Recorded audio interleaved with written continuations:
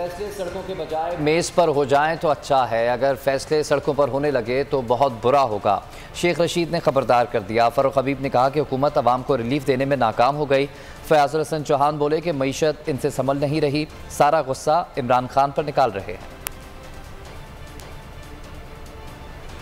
अगर सड़कों पे होने हैं तो बहुत बुरा होगा, अगर मेज़ पे हो जाएं, रजामंदी से हो जाएं, दोस्ती से हो जाए तो अच्छा हो। ये नेट जो बंद हो रहा था, ये एक्सरसाइज कर रहे थे इमरान खान की तकरीर को यूट्यूब से आउट करने के लिए। वज़ीर आज़म जो है वो मुंतखब करें, जो मुल्क के अंदर आकर जो दरपेश चैलेंजेस हैं उनको जो है वो निपट सके।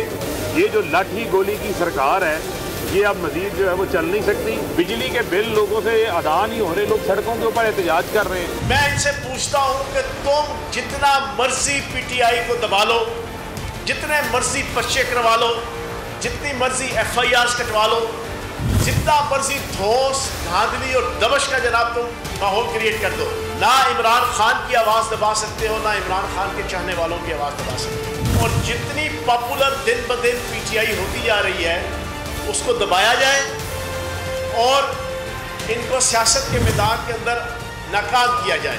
ये बुनियादी ऑब्जेक्टिव है इम्पोर्टेंट हुकूमत का। सब्सक्राइब करें और बेल दबाएं ताकि कोई खबर रह न जाए।